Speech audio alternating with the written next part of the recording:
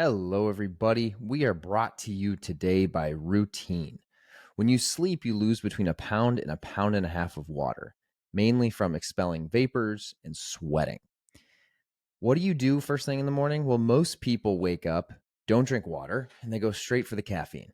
They drink coffee, and by doing so, you actually dehydrate yourself even more.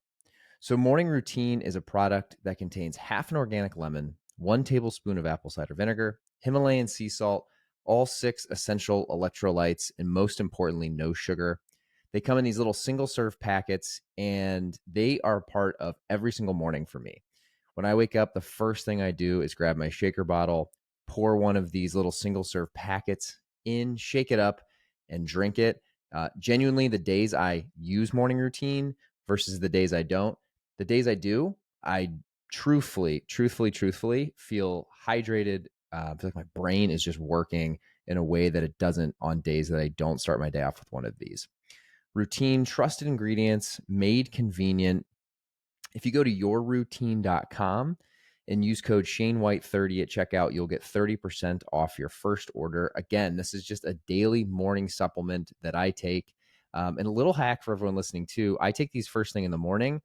Sometimes when I feel just dehydrated, or maybe if you decide to have an alcoholic beverage, they're also great, in my opinion, after if you have a drink, having one of these afterwards before you go to bed to rehydrate. Just any part of your day, you can plug one of these in just to rehydrate yourself and get going. And like I said, go to yourroutine.com and use code ShaneWhite30 at checkout for 30% off your first order. Today, we're also brought to you by NeuroRoast. Today's episode is brought to you by NeuroRoast, a company that's dedicated to helping you optimize your brain function and overall well-being. NeuroRoast's flagship product is their premium mushroom coffee, which is made with an organic single origin coffee and their signature blend of 5 different functional mushrooms, including cordyceps, lion's mane, reishi, turkey tail, and chaga. Mushroom coffee is a new and exciting way to supercharge your day. Unlike regular coffee, which can cause jitters and crashes, mushroom coffee provides a more balanced and sustained energy boost, allowing you to stay focused and productive throughout the day. And with NeuroRoast ground and instant coffee options, you can enjoy the benefits of mushroom coffee wherever and whenever you need it. And here's some great news for my listeners today. NeuroRoast is offering an exclusive discount just for you.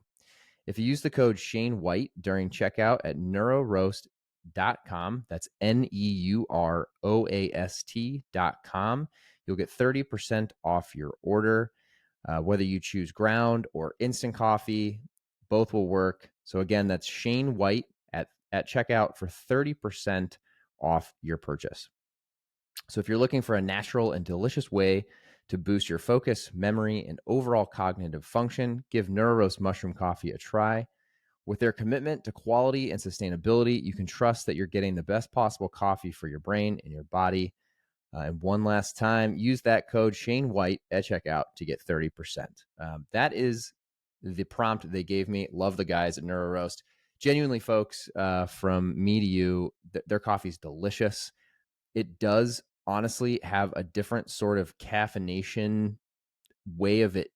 The best way to describe it is it doesn't give you the jitters or the crash. I love their stuff. I get the flavored mushroom coffee, ground coffee. To be honest, it's one of my favorite afternoon coffee products. If I'm going to have a cup of coffee for some reason in the afternoon, whether it's a long, busy day, whatever it may be, I love taking their stuff because it really doesn't give you this like jittery, super elevated, caffeinated feeling, but you feel like you have energy and you don't have the crash later. So genuinely do love NeuroRoast. Again, their website is NEUROAST.com and the code is Shane White. All right, everybody. Thanks for listening today. The episode is up after this.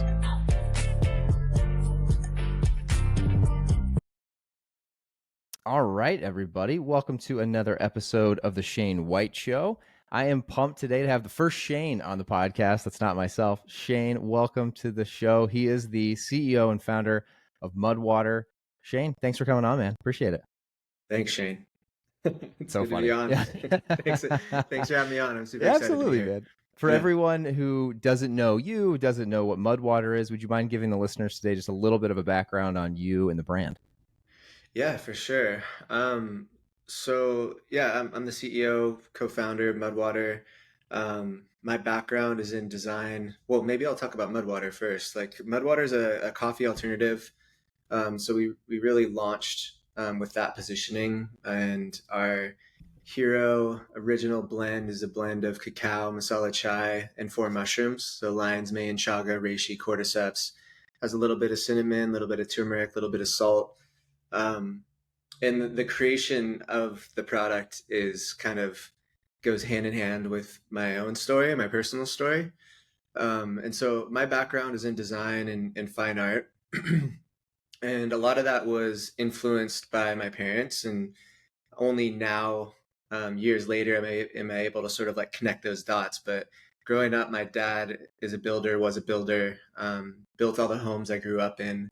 I think growing up, I didn't consider him an artist, but now in hindsight, I'm very much influenced creatively by him. And I think the most specific way that that's manifested is just in like the skill set that I've been inspired to acquire over the years. My dad, as a builder, was someone who could take an idea all the way through into an actual physical space. He turned blueprints into homes that I would sleep in, and I was always around tools, always around plans. Like I wanted to be an architect when I grew up, when I was younger. That's And cool. then my mom was a computer science major, so I was always around, you know, creativity, creation, and then digital tools. My mom's took that computer science degree, and before I was born, went to work for a company called Monterey Mushrooms, which is Okay. actually one of the biggest mushroom growers in the world. They're like, top three. I think they're the number one vertically integrated mushroom grower in the world. And so I was always around mushrooms, always around digital tools and creativity, and um, you know, didn't it wasn't a conscious decision, but was naturally drawn to graphic design and art. And now looking back, it's like that makes sense. It's both. Like I'm getting to create things, I'm getting to build brands, businesses, and with graphic design, it's such a broad field. And I took the broad field approach. I learned typography, quote unquote graphic design, but I also learned web design, web development, sort of like every tool that I could put in my tool belt, I tried to build fluency around. Um, and graduated school, jumped right in the entrepreneurship world. I really loved being, involved in early stage companies, and I think that relates to seeing my dad being having his hands in things and building, from start to finish. And that's what you get to do. That's what you have to do when you're on a small team. And so I was really drawn to that. Started a company right out of school, took that experience, moved to Silicon Valley, and started working for a variety of tech startups there. And this is kind of where MudWTR, the drink, started. I was living. I was really ambitious in my career. Wanted to build the next big app platform. I was Okay. really into tech. And then outside of the office, I was living a really healthy lifestyle. I was into Ayurveda, I was into yoga, breath work, those types of things. And a lot of that started in my senior year of college. I had a roommate who took his life, and it sort of opened my eyes up to a lot of questions around life, around consciousness, around mental health, that, I think were within me that I had suppressed. And uh, when that happened, it was there wasn't really a choice. It was like I knew I needed to walk that path and answer those questions or pursue them. And so, it's been this like gentle unfolding and exploration into different modalities, different ways of thinking. And so here I am in Silicon Valley, ambitious, and I got this like healthy lifestyle going on over here, and I'm experiencing all of a sudden a lot of stress, a lot of anxiety. I'm not sleeping well. Meanwhile, I'm drinking tons of caffeine. And Okay. Sure. at the time, and kind of still currently, we're in this time where we're like a butt first coffee culture, hustle, hustle, hustle, sleep when you're dead. And I was deep in that. And I thought caffeine or coffee, I didn't think was bad for me, right? Like I was looking around, everyone was doing it. I thought it was a performance enhancer. I thought it was a nootropic. It was going to allow me to do more and do it faster. And so I was drinking a ton of it. And I drink it in the morning, evening, like late at night, whatever. Yeah. I had no notion of the importance of sleep, um, or how caffeine and all of that worked, because this wasn't something that anybody questioned. When you drink a cup of coffee, like I had no idea how much caffeine was in it. Hmm. But experiencing stress is one thing. Experiencing it when your whole life is built around creativity, like when you're sitting in front of a canvas and you're anxious and you got the jitters and everything, it's a lot more perception. Like you really see the connection between your mental state and how you create, where your Interesting. intuition comes from. And so I, maybe was more sensitive to it in that way, more attuned to it. And I started to question my relationship to stimulants, started to question my relationship to caffeine. And right around that time, I got invited to do an art residency in India. Oh, So quit my job, took a leave of absence, lived in Goa for 6 months, had an art show there and in Bombay. And I think more impactfully, it was the first time I was out of the country. So I was already in this sort of like malleable mindset where I was kind of questioning this cultural prescription of like, you go to the office, you drink coffee, and then all of a sudden I'm, in this other country with different belief systems, different ways of being, what's cool, what's not cool. All of that was sort of, it was like this unlearning to relearn process. I came home from that trip just like empowered to not only walk to the beat of my own drum, but like first discover what that is. And one of the first things I started to do was look at my routines, my rituals, and specifically like the morning routine. I loved waking up. And before I jumped into creativity, I loved like doing a little meditation, a little breath work, and making something that I could sip on. And I was like, what if this could be more than just a vessel for caffeine? And right around this time, I started hearing these podcasts talking about these mushrooms. Growing up around mushrooms all the time, I was, I was just like, yes, that makes total sense. So ordered some lion's mane, some chaga, some reishi, some cordyceps. Started adding it with some chai that I fell in love with in India, some cacao. I was just making it for myself. Honestly, to scratch my own itch that I thought no one else had. Like I thought everyone else was fine. Everyone else felt great. They could drink tons of hmm coffee, but I was dealt a bad hand of cards and I could not. And so I bring this thing with me. This, basically looked very similar to this. I bring it with me. There's little chunks of chaga floating in it. Go to the office and people would come up to me and they'd be like, "What is that?" Like disgusted, basically. yeah, yeah. And I would be like, it's mud. You don't want anything. You don't want it. And Where did the mud come from? Was that just I like you mean, it thought just it looked. looked like mud? Yeah, look at it. I mean, it Yeah, was kind of, yeah, it looked like mud, and because I thought that everybody was fine and wouldn't want it, so I was almost like going deeper into, into that, like making it even more like more of a wall around it. you But were almost like inevitably, self-deprecating on it a just little because bit, you yeah, thought it was like not a great idea almost. Like yeah, you're and like I I don't and think I anyone had a else is lot. gonna want this. Yeah, and I had a lot of like weird. It was just like another one of my like Shane's weird things that like nobody would be interested in. I thought like I was like brewing kombucha in college and things like that. But the aha moment for me was those conversations. It was like every one of them would eventually evolve into them talking about their anxiety, their depression. Like everyone in the office drank caffeine, and everyone who would talk to me about it was like, "Yeah, I feel jittery. I'm trying to drink less." Like no one was like, "I'm looking for ways to get more caffeine in my body." Right. Everyone was trying to drink less. And I was like, wow, this is interesting. Like I thought this was just my problem, but there's a lot more people struggling with their mental health. There's a lot of people feeling anxious. There's a lot of people struggling with their sleep. Um, Everyone's drinking tons of caffeine. I knew I saw firsthand that reducing my reliance on stimulants really helped with anxiety, with stress, with sleep, all of those things. I Hmm. was like, I know how to build brands. I know how to build websites. I know how to code websites. Like, I know how to make the product. Like, I can just put something online. And so over the weekend in May of 2018, I just like felt it. I saw it. It was kind of the culmination of my whole life. childhood, things I was interested in, aesthetic, art, design, business came together. And I just built the brand. I built a brand that I wanted to see in the world and a product that I loved.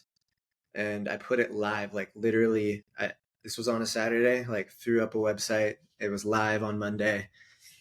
I didn't have any money, didn't have any experience making anything in the kitchen really. I just had a credit card and I was ordering some ingredients and had a Cuisinart mixer and Oh, was just wow. like, I'll figure this out as I go. It was 100% all in, knew it was going to work. And orders started to come in.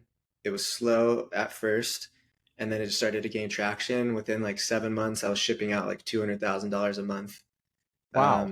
I Good for you, had man. I was going to work full time, coming home on my lunch breaks, shipping orders out on my lunch breaks, coming back home after work, mixing it up. It was just like I knew that in order for me to focus on it full time, it had to be up into the right growth. I had to hit. I knew the KPIs I had to hit. I had to be all in, committed.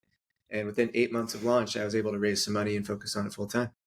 Good for you, man. So Wow. That's an awesome story. yeah, It's funny. I know when I reached out to get you on the podcast originally, one of the true reasons for that is I seriously have had such a horrible addiction to caffeine, honestly, hmm since our X bar. Like I remember our X bar, there'd just be days where we're grinding and it was just like we had free yeah, coffee in the office and I would drink it all day. I'd drink it all the way until it was dark outside and I'd still be yeah, drinking coffee. And I went through a little bit of a phase of cleaning it up. And honestly, now with just running a business, I honestly have fallen back into having too much caffeine. And I know that. So I it's really wanted easy. to I mean, meet you. it's a cycle. Even when I started to question my relationship to caffeine, it was really hard to quit because it's so easy to get, right? Like it's everywhere. It's like if you walk into the office, there's probably like 10 different ways to ingest it. You got like Yeah. soda, energy drinks, an espresso machine, people asking you want to go grab a cup of coffee, coffee meetings, all those things. And so it's interwoven into culture Right. and it's a psychoactive drug. And you kind of build this relationship with it where you're sort of like offsetting poor sleep with a Hmm. substance in doses that causes poor sleep, and so it's just kind of like you just are trying to keep up. Right. It's Well, it's wild. funny. Yeah. I've gone through a pretty wild stretch here. The first, call it 6 months of the year. My wife gave birth on January 3rd with our first Ooh, child. So congrats. like, I had my thanks, first man. child last March. Oh, congratulations, man. Yeah, so you're ahead of me. But it's such a fun time. And as you, I'm sure, obviously vividly remember, it's a time of not your normal sleep cadence. Mm, Um, so during like I would call it the February through April timeframe, I went like my first time since I can remember before college, like 50 days in a row of like complete no alcohol. It was the first time that I've kind of like rehashed the thought of like questioning why I drink, and it yeah. was eye opening, like how much better I felt, how much better I slept, how much more present I was with my wife and my kid, and being able to work harder, and just like everything was hmm better.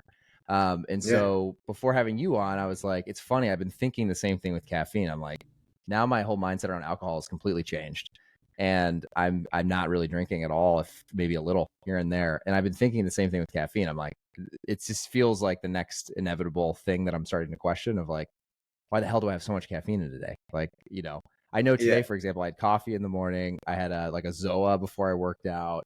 I just had a coffee this afternoon. I'm like, what you don't need this much coffee. So anyway, I say all that to say, I think it's a really interesting product. And I think you did a really good job from the beginning. Like I know Shane, I saw a lot of your stuff. I do remember seeing your stuff in 2018 when I was at RX. hmm Would you mind giving everyone a little bit of a background? Like you obviously knew some web design and getting it up and live, but one of the Yeah. things I vividly remember, and I would love to know how you did this, was like you just seemed like you were showing up everywhere to me. Like I kept seeing the product, and transparently, I haven't tried it yet, but you've always been one of the few products in like I would call it like my social media circle of products I see a lot that I'm like, I need to try hmm this. And Hmm. you did such a good job of showing up. I felt like organically. I would love to know just Yeah. like what Interesting. some of your, if you remember some of your early strategies, because I still to this day feel like I see MudWTR in some of the best places, Yeah. just organically. Like you guys have always stood out to me as someone that does a really good job of that. Yeah. I think I think some of the most like disruptive brands, they find ways to zig where other people are zagging. And when I launched, the like again, we were but first coffee culture, you know. Mm-hmm. Yeah. Coffee was cool. Everyone was yay coffee, you know, and I came to market with a message that was like a complete zag against that. I had one of like our first ads was just a message that said, "I'm not mad at coffee, I'm just disappointed, so I made something better." Love that. And I even shipped out stickers that said "fuck your coffee." Yeah. But like the thing was, is I wasn't going like I wasn't trying to fight coffee. I was trying to shake up the snow globe. I was giving people permission to ask, you know, that question that you had around alcohol. I was giving like my intention was to give people permission to be curious. I was giving my intention was to give people permission to have agency over their own habits. You know, Mm, so reflecting on my journey, I realized that like when I was working in 2015, I thought I was making all the decisions that I was making, but whether it was drinking alcohol or drinking caffeine, I was actually more susceptible to the cultural prescriptions than I thought. Meaning that like I started showing up at the office and I just started doing what everybody else was doing without questioning it, without not like challenging it, just like understanding my intention. I'm mm, ingesting a drug like you can go buy a pill bottle of caffeine and a cup of coffee is the equivalent of just popping like 3 pills with some hot water of right. that. It's not Yeah. saying it's bad. Like I'm not against caffeine. I'm not against coffee. Like our product, a couple of our products have some caffeine in it. Dose makes the poison. And I think it's really important for us to be intentional about what we put in our bodies, especially if it's a psychoactive drug.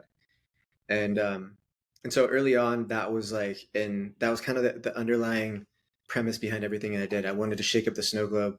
I wanted to challenge the status quo, and you know, like that's even woven into the name itself. Like when people would ask me what it was, what am I drinking? I was calling it mud because it's a zig where the people are zagging. Like I want, like it's memorable. You're like, wait, what? You're drinking mud? Yeah. Um, Yeah. and it's like, no, it's just the name.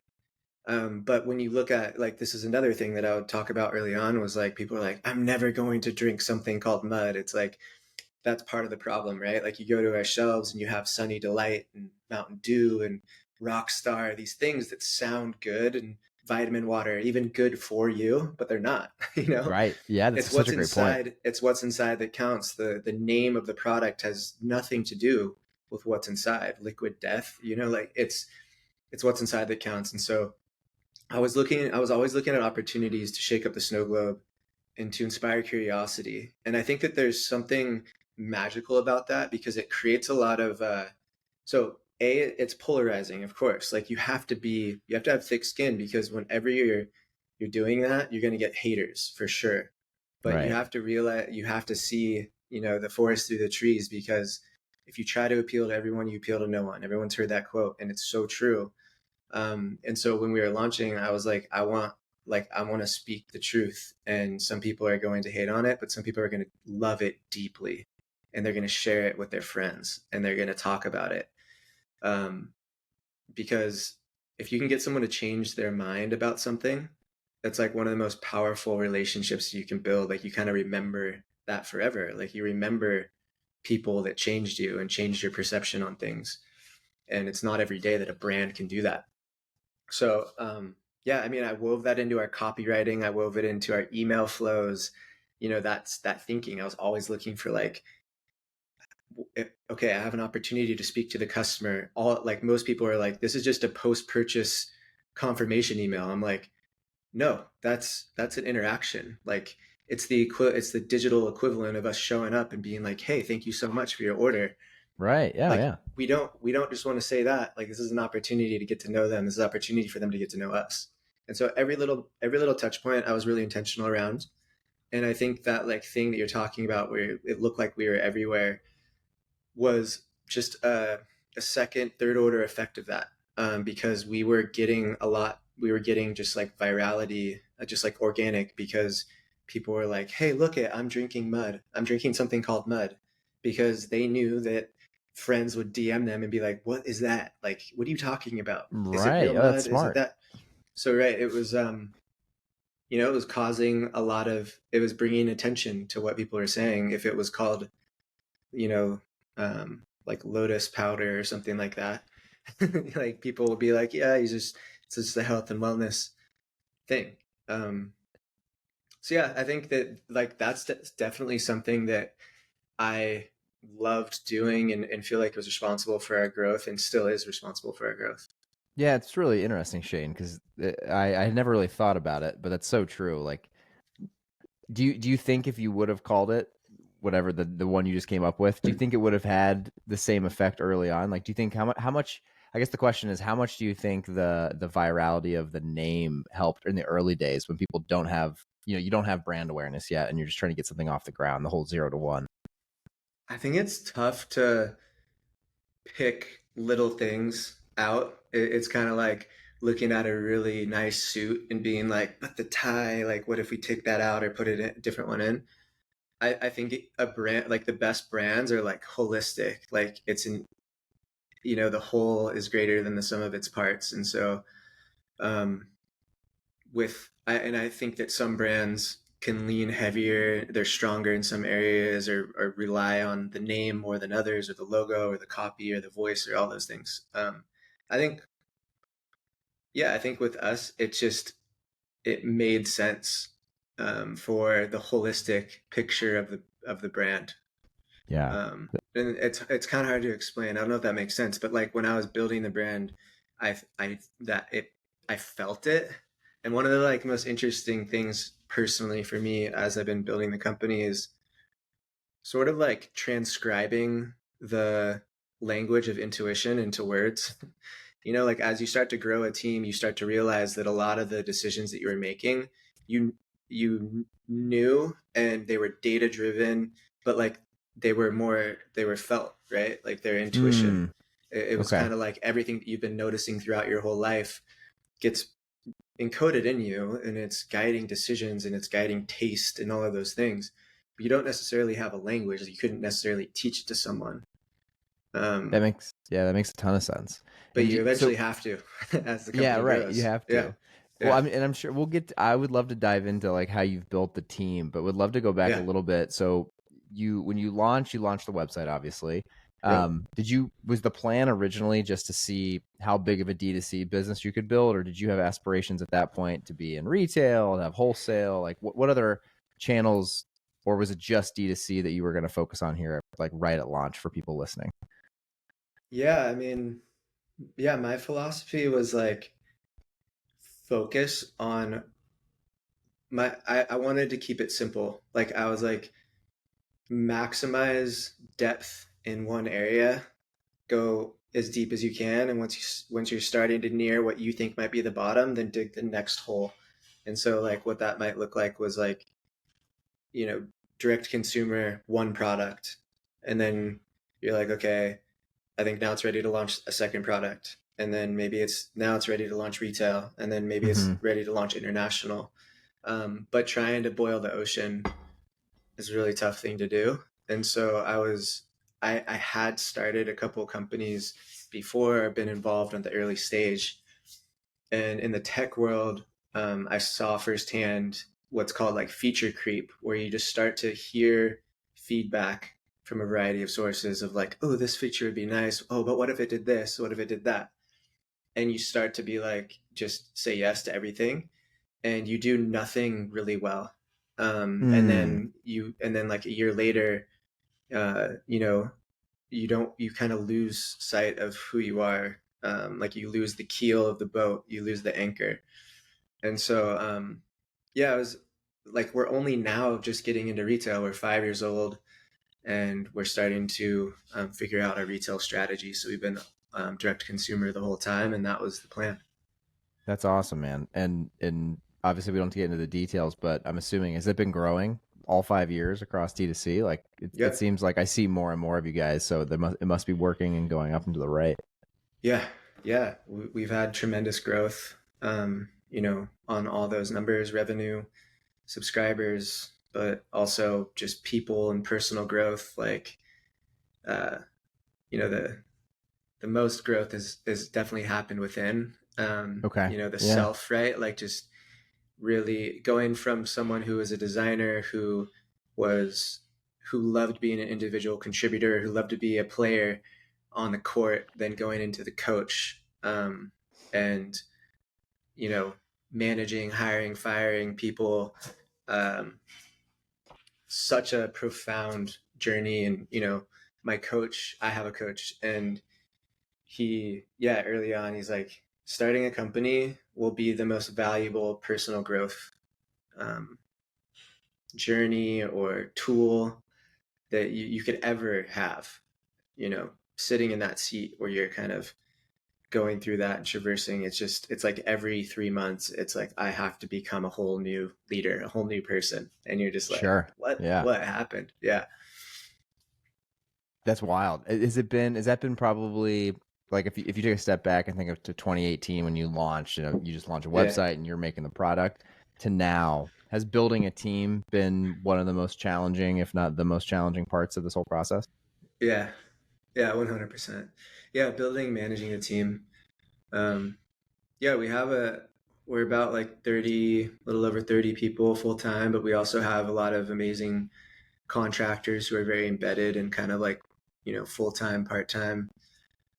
Um, so yeah, there's a lot of people, a lot of names, and a lot of talent, and but that requires a lot of it's just so much different. Like for the first 3 years, it was like five of us, Mm, um, yeah, and there's good and bad of having small teams. There's good and bad of having big teams, and I think the goal of a leader is about maximizing the potential of what you have, and um, and sometimes that can take a bit to figure out and optimize for, and find the harmony and the symphony with like a huge band is different from when you have like three people and you're playing the instruments yourself.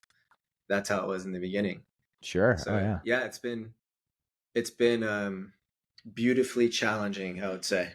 Okay. No, I like that. Yeah. That's a good way to Yeah. put it.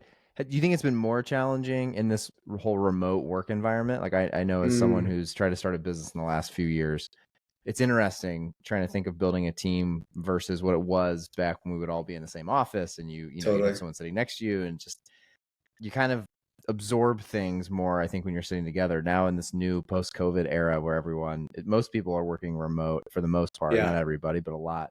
How have you tried to maneuver through that and really identify talent, but not just identify talent, like get them a part of a culture? Right. I think my time at RX, what I always go back to is the founders and that initial team did such a good job of creating the Kool-Aid that we all drank, and like you felt it when you walked into the building every day, and we all worked our ass off for the same goal. Like it was the way we all worked, but it was also we all knew what the goal was, that I felt Mm, like was really really important, and honestly the a big piece of the success story over there. How is it yeah. doing that remotely? I'm sure that's a little bit of a challenge to a degree. Yeah. I mean, it's it's definitely challenging. I haven't done it a different way, but it feels hard. Sure. Uh, I think that we are a remote team. We allow people to work from wherever they thrive. We have seven employees that live in LA, and so we are building, or we have a sort of headquarters, that we can fly people in to work together. We fly the whole team in a couple times, and do offsites here, and then about seven of us work here. Um, so it's slightly hybrid, but I mean, Mm-hmm. there's still people on our team who I've never met in person, which is wild. Right. Yeah. Um, and so, yeah, it's definitely hard. I think that you have to be very conscious about um, beating the drum of who you are, of your values, of the purpose of the company, past the point of comfort. Like you're like, everybody already heard it, it's getting old or whatever. You just got to keep going. And I think especially in the remote world, because you don't have that physical touch point every day that you guys had at RX Bar, these are just things I'm learning on the fly.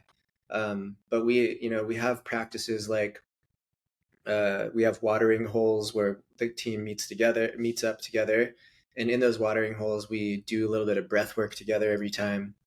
And then at the end of every watering hole, we also do gratitude breakout. So like Oh, cool. break out smaller groups and share what we're grateful for, share some wins.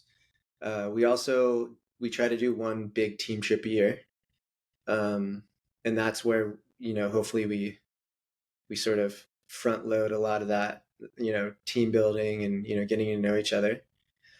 And then we do some interesting things, like every new employee to the team, we do like a larger, I don't know if have you done breathwork before? Are you familiar with this Yeah, well, concept? to be honest, I've done I did a really good job for a long time of being committed to Headspace, which it's not really breath work. You can do some breath work Yeah. in there.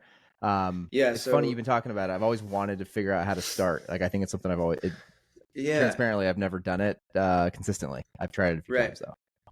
Yeah, so I mean, breath work, I mean, it's a pretty big term, but the breath work that I'm speaking to in regards to how we welcome our team is more of like a transformative breath work. So some people call it holotropic breath work, um, conscious breath work. Like it's intense, and it's more of like it's like a journey. So it's like an hour long, Oh, and you're wow. breathing hard. It's not like pranayama or alternate nostril breathing. It's more of like an active experience. It's actual work, and you can get into some really profound states of consciousness. And I think because it's challenging and because it sort of like brings up emotion, it brings the team together, even though we're remote. We've had some of like the most beautiful moments on these calls where you have people who've never met each other in person opening up about their life, about their feelings, crying, all of those things. So like I'm trying to find more ways to weave in these moments of magic that I think are pretty crucial to building team camaraderie. Um, and then the last thing that I'd say is we're also just kind of like revisiting our business operating system and figuring out, like, there are times where remote work is great, where like exactly what you're working on, like heads down, don't talk to anyone, go and work. Like you don't need to be in an office and have water cooler talk and all that.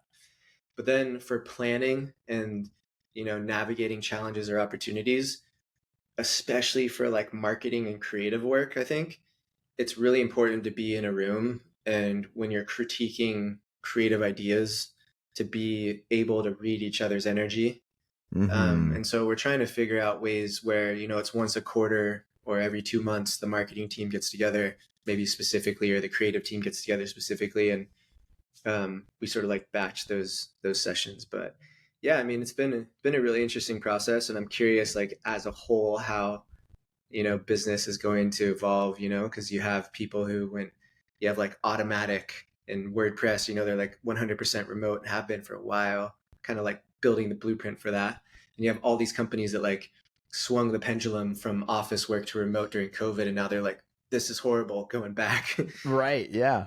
So It's a weird dynamic right now. I think it'll It's be a happy medium. I think like the happy medium will be somewhere in between, and it'll be, there's remote work for the type of work that's optimized for remote work, and then there's in-person work for things that are best done around people. I love that. So I don't think I've had anyone on here that's articulated that as well as you just did, Shane. It's so true. Like if you're gonna be headphones in front of a computer or laptop screen for a while and you just need to get work done, it doesn't really make sense in my opinion to be in person. But Makes no sense. if Yeah. you're right, if it's gonna be like collaborative, like mapping out at whether it's planning, just creative things, or even I have a finance background and econ background, so like even just thinking of like next year's plan and budget, like I think Totally. there's a ton of value in not just like sending an Excel sheet over to someone and saying here's what I'm thinking and this is what I've been working on in my little silo. It's like no, let's all sit together, let's map this out, fresh eyes, get new perspectives, that whole thing. Yeah. um that's really cool, and I can see how that it already, even just from what you've mentioned, how different it sounds like of a culture you're trying to build. Yeah. Bringing up breath work and all these things, these are not things that I hear very often. The Yeah. Kind of inevitable similar. question I So I was what just were gonna you say, say? similar to like building the brand and the product that like I wanted to see or drink for myself. Like I want to build a company that I want to work for too. you know? Love that. Yeah. I mean, Yeah. how cool is that too, right? That you're building something that you want to work for. I Yeah. think a Yeah. lot of people strive but don't actually do that. So you obviously launched on the website. We've talked about building teams. What does the future look like for MudWTR? Like, I know for me personally, I see you guys mostly. I see you guys pop up online, which is obviously by design with digital advertising. Do you guys have Hmm. aspirations, as you mentioned in the beginning, to be in some of the big retail places and to be in broader markets someday? Yeah. Yeah. Without getting too much into details, like I think, don't be surprised if you see us in some stores that you probably shop at in the coming Nice, year. love it. Yeah. Um, and so, yeah, we're definitely expanding, uh, channels, markets, products, and really doing so consciously, still and very carefully.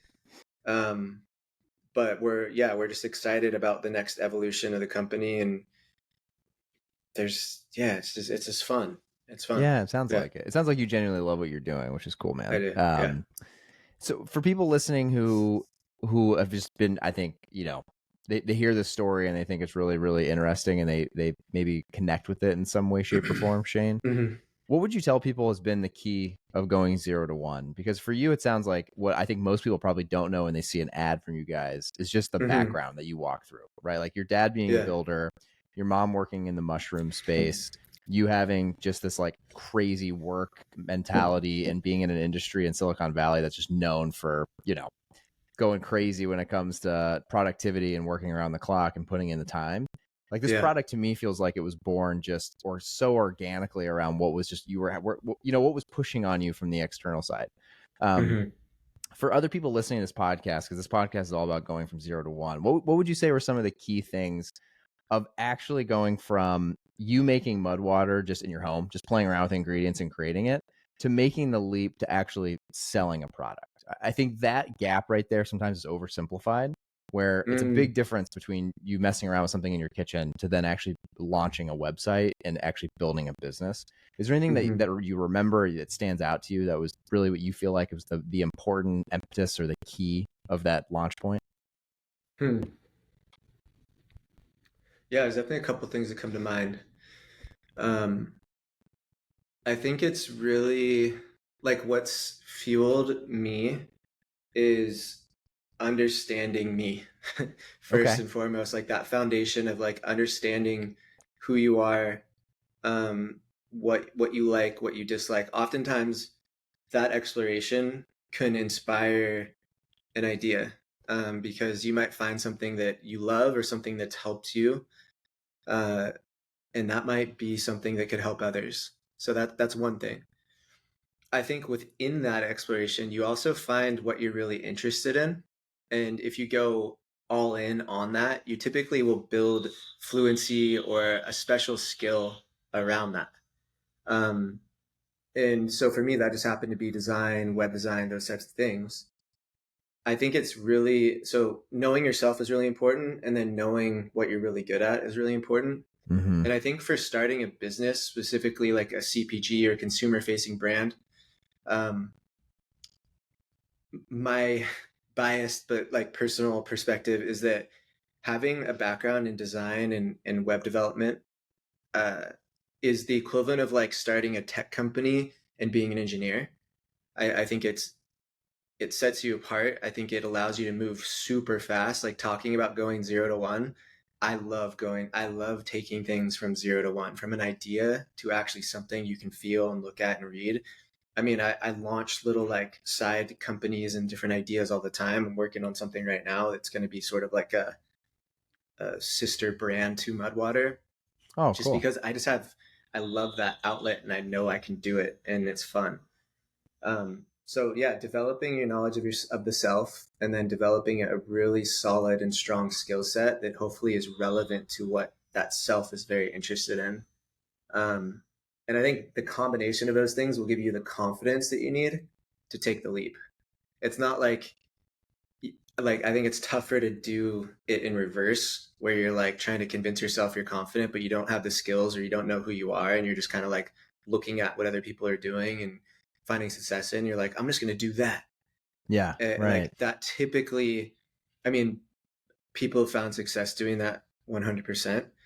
But I really love and inspired by like purpose driven brands and brands that are coming from a place of authenticity. And I think that those are also brands that have, a lot of resilience because the founders are able to go through and hard times, which will inevitably come when you start a business. Once you get beyond one, Right. 2, 3, 5, it's a lot different. But if it's coming from like a heart centered place, it like nothing is insurmountable. So yeah, I have so much on that. No, I I think love that. No, it's a it's really good really question, interesting. and yeah, I'll end it at that. Yeah, no, that makes sense, man. I mean, I think the key, and I hear this by so many founders, is just like a genuine love for what you're building, right? Like there's such a difference between setting out to build something because you think there's money in it and building it because you have a passion for what you're creating.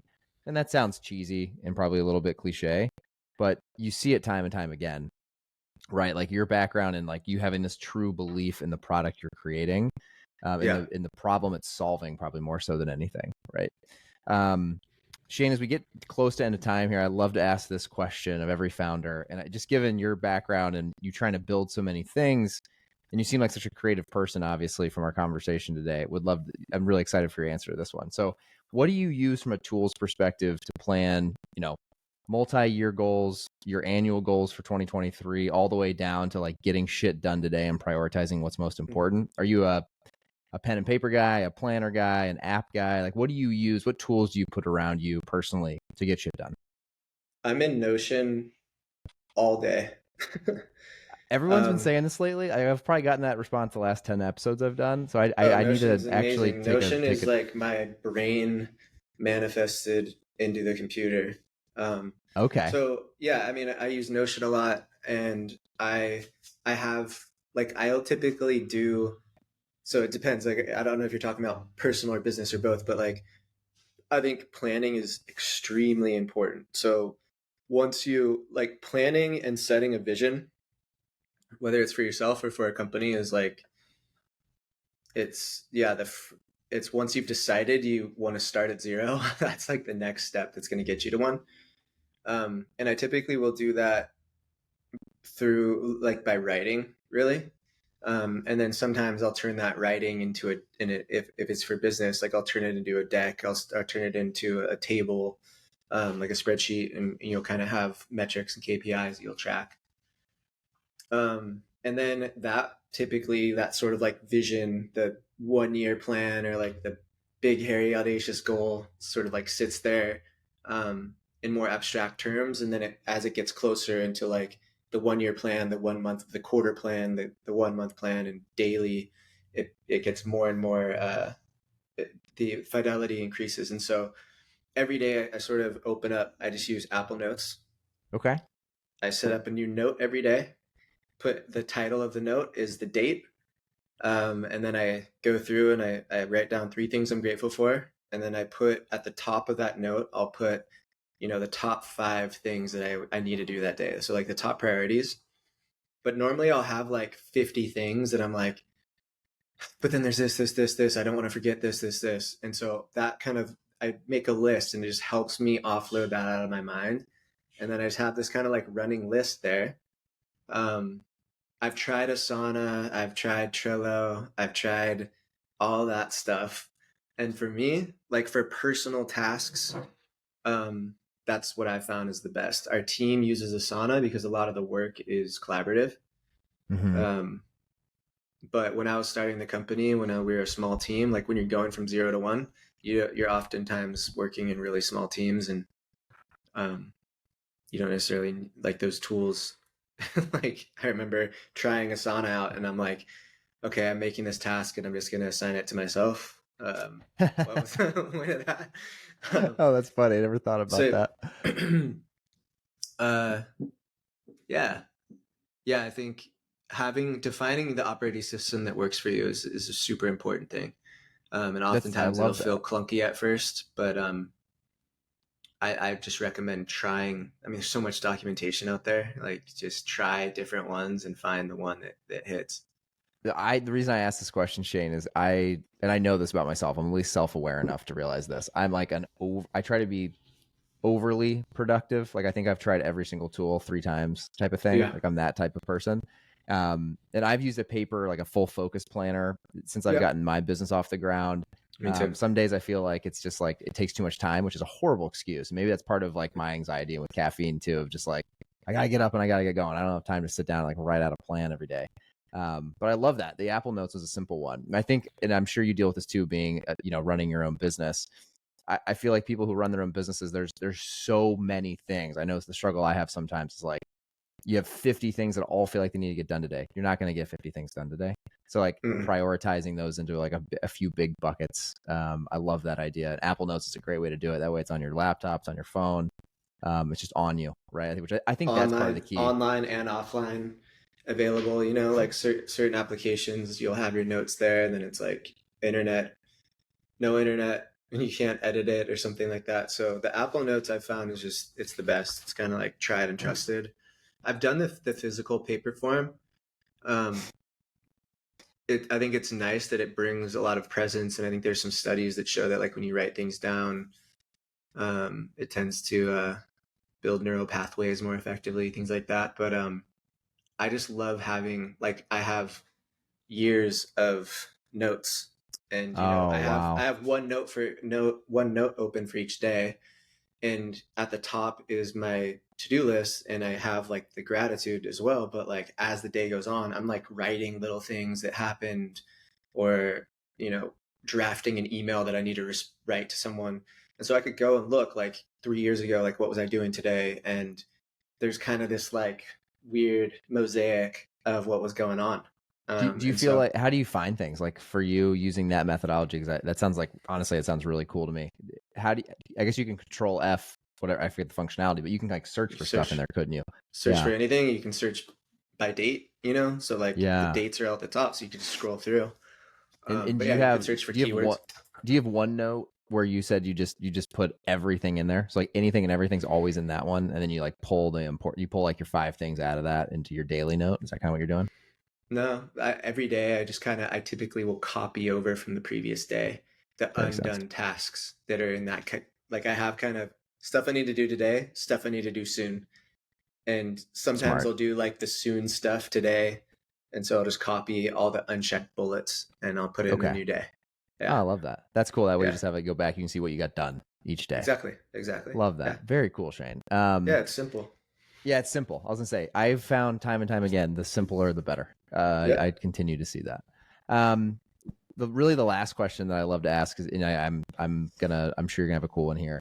Any source of knowledge you'd love to give to the listeners today? So just a book, a podcast, an article you've read recently, anything that just pops up in your mind immediately that you think the listeners could take value from. Um, I mean, I related to like the topics that we've been discussing, like James Clear's book. I love Atomic Habits. Uh, I think it's just I think it's really good for kind of developing your own operating system and your own vision. um, I think traveling is really important. I think it opens your mind. It like shakes up your snow globe. It allows you to Mm-hmm. sort of see yourself, see the world, see others in a new way. And I think, yeah, I'm deeply passionate about um, empowering people to be more curious about what's cool, what's not cool, like social norms, all of that. Not to say that things will change, or their preferences will change, but I think the end goal would be people are acting in accord to like their the youest you, the meest me, like their true self. And I think that's a special place if culture at large can be doing that. I think that's a good thing. Love that. Appreciate that, Shane. That's a great way to end this. So the last thing, if anyone that wants to try Mudwater, where can they learn more about it? Where can they get it? And where can they follow your journey as well? Yeah, so mudwater.com, mudwtr.com. You can follow us on Instagram. We post some fun content. That's not just selling product. That's drink Mudwater. And then if you want to reach out to me, my Instagram is so many possibilities. That's the handle. Love that. Very Yeah. cool, man. Well, thank you so much, Shane. Really appreciate the time and loved learning more about MudWTR and you. You got something really cool you're building, and I'm excited to know you now. I appreciate that.